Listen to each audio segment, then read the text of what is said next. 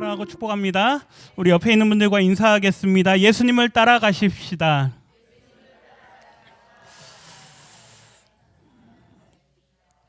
오늘부터 우리가 한 달 동안 제자 의롭다 칭함을 받은 사람, 조금 제목이 어려울 수 있는데요. 같이 한번 읽어볼까요? 시작. 제자 의롭다 칭함을 받은 사람. 네, 이러한 제목으로 한 달 동안 함께 말씀을 좀 나누도록 하겠습니다. 우리가 1월부터요. 지난달은 가정의 달이어서 이제 가정의 달 관련된 말씀들을 좀 나눴고요. 한번 제목들만 한번 보십시오. 1월 그리스도의 제자들로 채워져 가는 교회, 올해 표어입니다. 그래서 그리스도의 제자가 되자 그러려면 십자가를 지고 나를 따르라라는 그 주님의 말씀을 우리가 들어야 된다라고 말씀을 드렸습니다. 그리고 2월 달에는 너는 나를 따르라 스모이 아콜로스데우, 그래서 너는 나를 따르라라고 하는 그 주님의 말씀에 그 따른다라는 의미가 무엇이냐, 제자로서 따른다라는 의미라 그랬습니다. 마치 구약의 이스라엘 백성들이 하나님의 말씀을 따라 광야를 걸어가는 것처럼 우리의 인생길도 주님을 따라가는 길이다라는 그런 말씀을 나눴죠. 3월에는 구약의 말씀을 중심으로 해서 제자는 하나님의 거룩한 백성으로 부름받은 사람들이다. 그래서 하나님께서 이스라엘 백성들을 부르셨다라고 말씀드렸죠. 그래서 그들을 부르셔서 그들을 거룩한 하나님의 백성으로 삼으셨다라고 하는 게 그게 3월 한 달 동안 우리가 나눈 말씀이었습니다. 4월 달에는 제자는 온전한 사람이다. 사도 바울이 쓴 편지의 말씀들을 본문으로 해서 온전하다라는 게 뭐냐? 방향성을 의미한다. 이게 이제 텔레이온이라 그래서 이제 끝을 말하는 단어인데요. 우리가 끝 지점을 향해서 가는 방향이 어디냐? 예수 그리스도에게로다라고 하는 그 방향성을 함께 나누었습니다. 다 기억 안 하셔도 좋습니다. 네, 올 한 해 계속 이런 말씀들을 나눌 거기 때문에 이제 5월 달은 저희가 가정의 달로 그렇게 넘어가고 이제 6월 한 달은 제자 어떤 사람들이냐, 의롭다 칭함을 받은 사람이다라고 하는 이 제목으로 좀 말씀들을 좀 살펴보겠습니다. 오늘 읽은 본문 말씀 28절 먼저 같이 한번 읽어볼까요? 같이 읽습니다. 우리가 알거니와 하나님을 사랑하는 자 곧 그의 뜻대로 부르심을 입은 자들에게는 모든 것이 합력하여 선을 이루느니라. 아멘. 우리가 다 알고 우리가 다 인정하는 게 뭐냐? 하나님을 사랑하는 자 곧 그의 뜻대로 부르심을 입은 자들, 우리 모두는 부름을 받은 사람이라 그랬습니다. 좀 전에 설명드린 1월부터 4월까지의 내용들이 다 부름받았다라고 하는 이야기 있죠. 제자로 부름받고 백성으로 부름받고 성도로 부름받았다. 그게 다 같은 말이라 그랬습니다. 이 모든 사람들, 부름받은 사람들에게는 모든 것이 합력하여 선을 이룬다. 이 8장 앞에 보면요, 인생의 고난을 당합니다. 믿음의 성도들이 당하는 어려움이 있습니다. 물질의 어려움, 건강의 어려움, 관계의 어려움, 여러 가지 시험들, 여러 가지 유혹들, 많은 도전들이 우리의 인생에 있으나 그 모든 어려움들까지도 다 합하여서 무엇이 된다? 선이 된다. 하나님 중심의 하나님의 뜻으로 이루어진다라는 이야기죠. 어떤 분이 저한테 그걸 물어보더라고요. 정이 든다 간판을 보시면요, 나중에 한번 보십시오. 간판을 보면 한글로 정이 든다 써 있고 거기 아래 한자로 조그맣게 써 있습니다.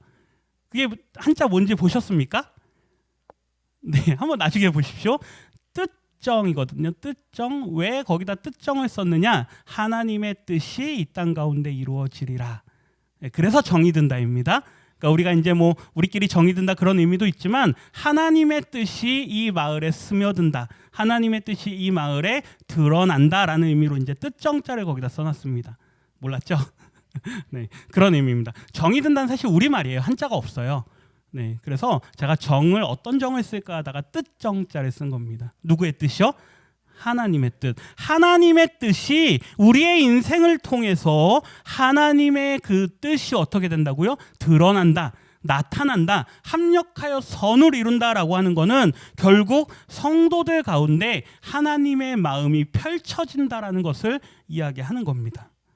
그것을 위해서 하나님이 뭘 하셨느냐 이제 잘 보셔야 되는데요. 우리 29절부터 한번 같이 읽습니다. 29절 하나님이 미리 아신 자들을 또한 그 아들의 형상을 본받게 하기 위하여 미리 정하셨으니 이는 그로 많은 형제 중에서 맏아들이 되게 하려 하심이라. 아멘.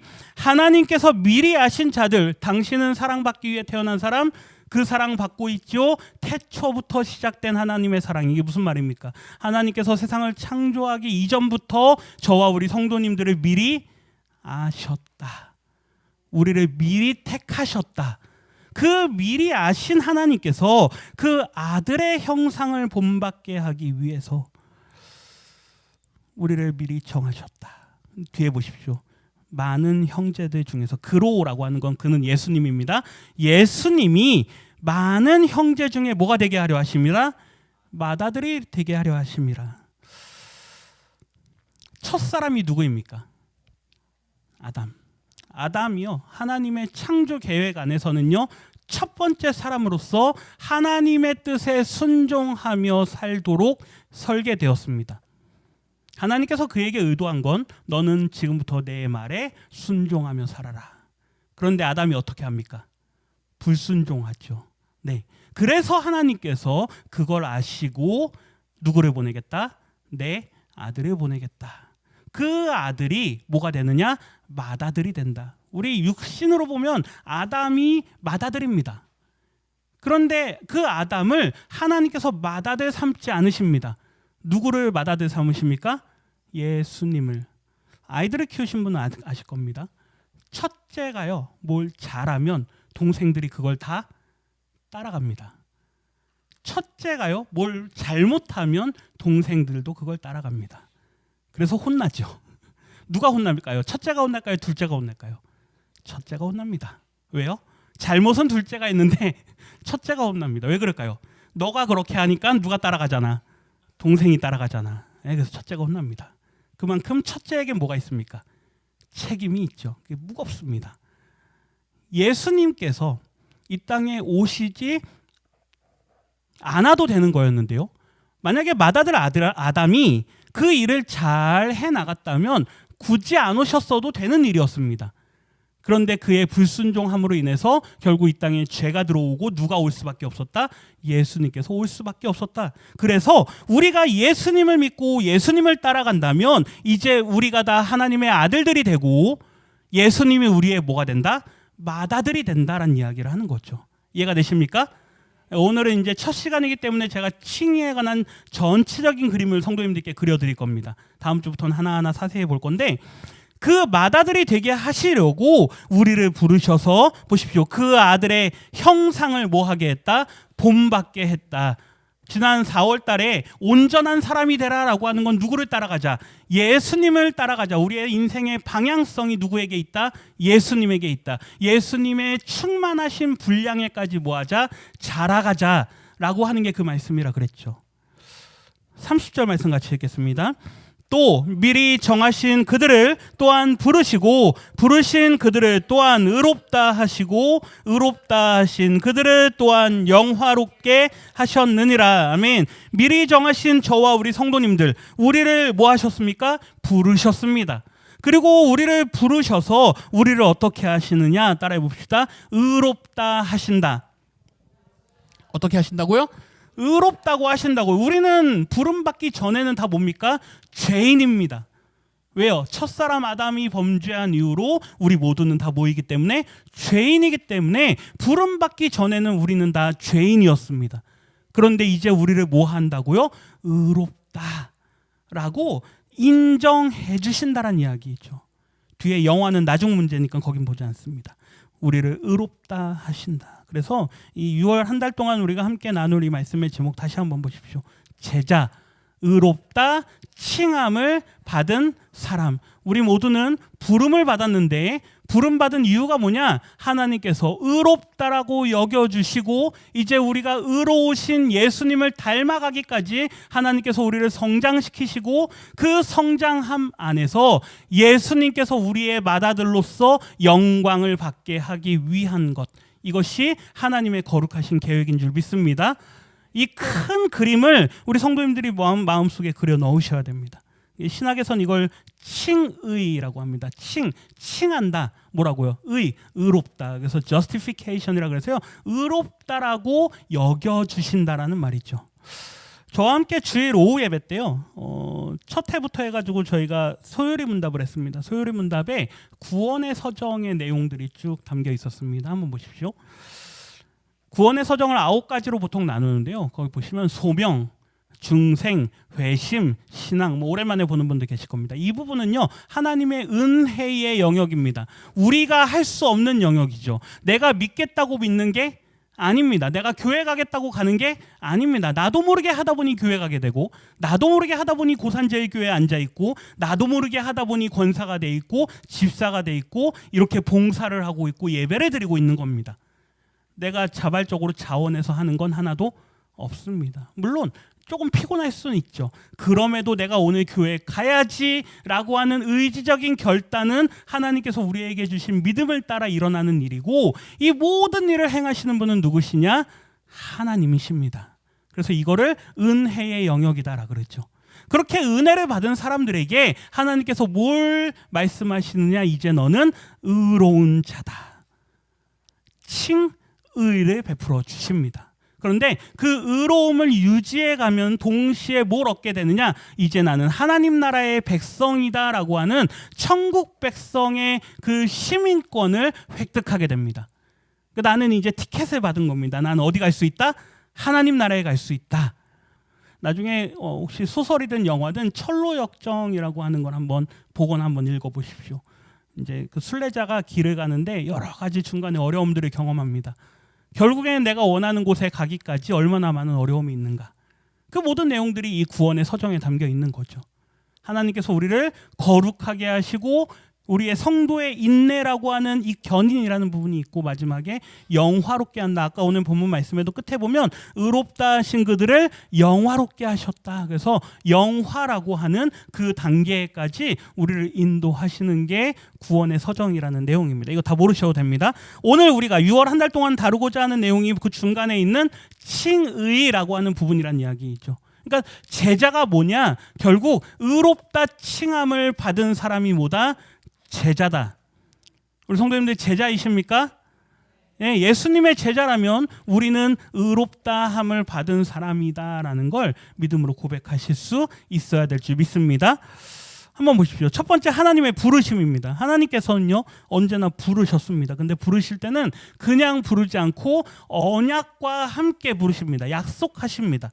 아브라함을 부르실 때는 그에게 후손을 약속하시죠. 모세와 이스라엘을 부르실 때는 가나안 땅을 약속하십니다. 다윗을 부르실 때는 그에게 나라를 약속하시죠. 제자들을 부르실 때는 구원이 있을 것이다. 그리고 성령이 임할 것이다. 성령이 너희를 이끌어 주실 것이다. 라고 하는 이러한 약속들이 늘 함께 했습니다.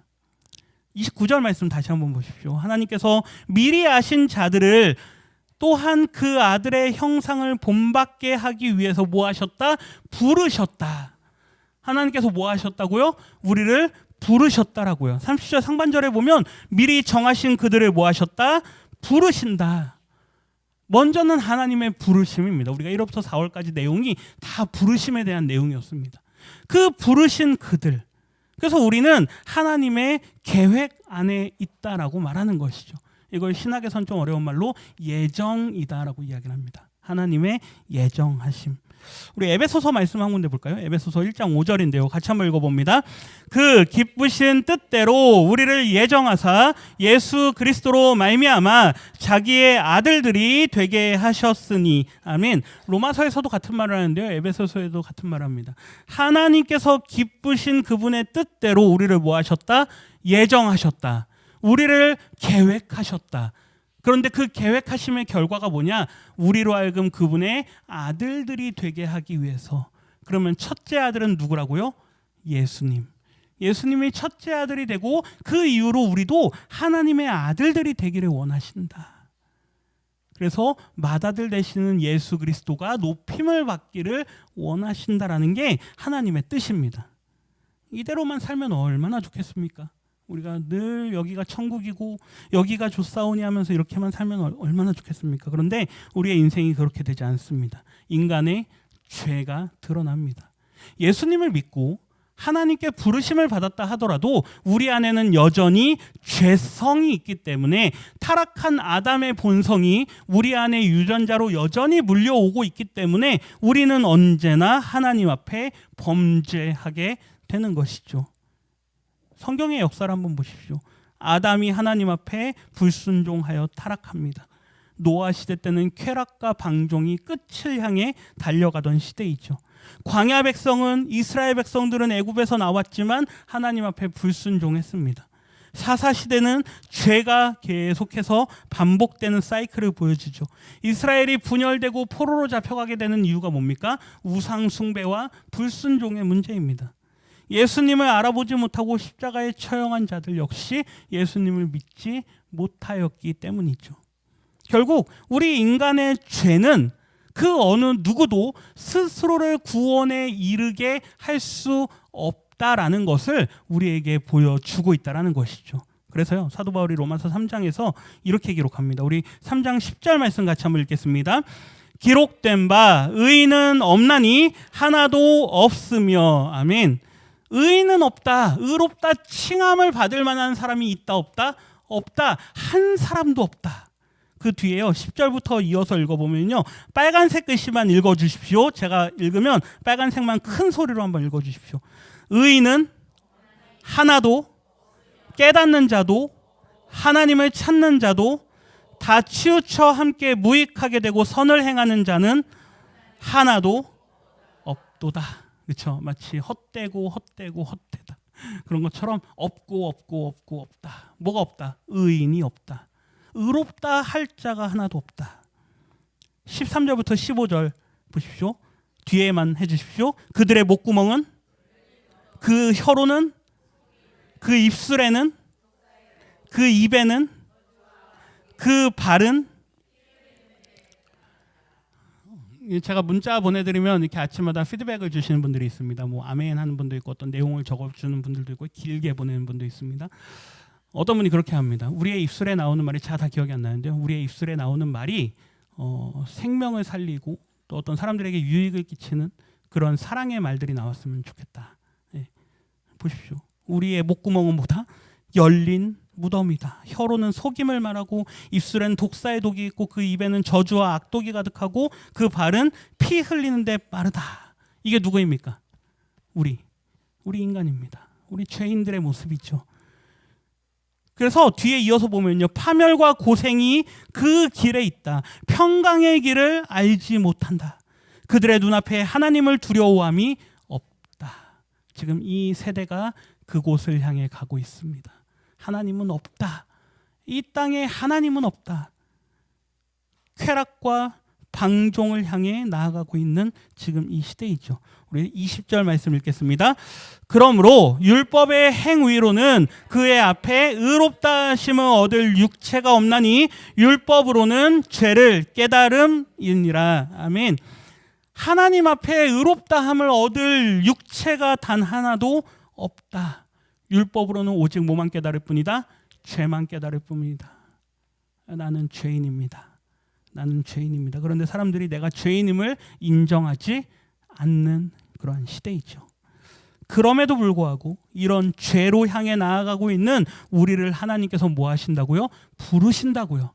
부르셔서 다시금 우리에게 은혜를 베푸시는데 우리에게 회개의 기회를 주시고 우리로 하여금 의롭다 여겨주시는 하나님의 은혜가 있다라고 하는 것입니다. 그 하나님을 우리는 이렇게 말합니다. 의롭게 하시는 하나님. 우리를 어떻게 하신다고요? 의롭다라고 하신다고요. 죄 덩어리인 우리, 죄로 죽을 수밖에 없는 우리를 하나님께서 의롭다라고 여겨주신다라는 것이죠. 우리 30절 하반절입니다. 같이 읽습니다. 부르신 그들을 또한 의롭다 하시고 의롭다 하신 그들을 또한 영화롭게 하셨느니라. 아멘. 세상으로 나아갔던 우리를, 죄 가운데 있던 우리를, 죽을 수밖에 없던 우리를 그 하나님께서 부르신다. 그리고 부르신 우리를 하나님께서 의롭다라고 인정해 주신다. 이게 디카이오라고 하는 헬라어인데요. 이 말은 무슨 말이냐면 법정에서요, 너는 죄가 없다라고 판사가 뭐 하는 겁니까? 땅 무죄 판결을 내립니다. 우리는 죄인인데 누가 그 죄값을 대신 치렀느냐? 예수님께서 죄값을 대신 치르셔서 이제 더 이상 너에게 죄를 묻지 않겠다. 이게 의롭다라고 인정하신다는 이야기죠. 에베소서 말씀입니다. 1장 7절인데요. 같이 한번 읽어봅니다. 우리는 그리스도 안에서 그의 은혜의 풍성함을 따라 그의 피로 말미암아 속량 곧 죄사함을 받았느니라. 아멘. 누구 안에서요? 그리스도 안에서. 예수님이 없으면 의롭다함을 받을 수가 없습니다. 예수님께서 우리를 위해 대신 죽으셨기에 그의 피로 말미암아 속량, 이거는 랜섬이라 그래서 몸값을 지불했다는 이야기입니다. 우리의 죄값을 예수님께서 대신 갚아주셨다. 누구의 몸으로요? 당신의 몸으로, 자기의 몸으로 우리의 노예되고 죄에 팔려가야 될 우리를 다시 사셨다. 그래서 죄사함을 받게 하셨다. 24절, 로마서 3장 24절 있습니다. 그리스도 예수 안에 있는 속량으로 말미암아 하나님의 은혜로 값없이 의롭다 하심을 얻은 자 되었느니라. 아멘. 누구 안에서요? 예수님 안에서. 예수님 안에서 속량으로, 예수님의 몸값으로 말미암아서 우리가 죄값을 치르려면 우리의 몸값을 지불해야 됩니다. 그러려면 우리가 마치 구약의 제사제도처럼 제물이 우리 대신 죽는 것처럼 우리가 죄의 값을 치러야 되는데, 죄의 싹은 뭐다? 사망이다. 죄의 값은 사망이다. 그러면 우리가 죄의 값을 치르려면 우리가 죽어야 됩니다. 그런데 그 값을 누가 내셨다? 예수님께서 내셨다. 그 예수님을 우리에게 내어 주신 걸 뭐라 그러느냐? 하나님의 은혜다라고 이야기를 합니다. 그러니까 우리가 이 땅에서 잘 되고 복 받고 사는 게 은혜가 아닌 줄 믿습니다. 물론 은혜입니다. 그것도 은혜인데 우리가 우선적으로 말하는 은혜는 뭐냐? 죽을 수밖에 없었던 우리에게 구원을 주신 것, 그리고 내가 그 구원이 믿어지는 것, 그걸 뭐라 그럽니까? 하나님의 은혜라고 하는 겁니다. 그러니까 은혜라는 단어를요, 너무 세상과 가깝게 쓰지 말아주시기를 부탁드립니다. 뭐 내가 뭐 복권을 샀는데 당첨되었다.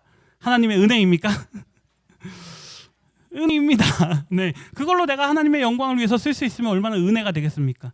그런데 복권이 당첨돼서 내가 방탕하게 되고 세상으로 더 나아가게 되면 그게 은혜일까요?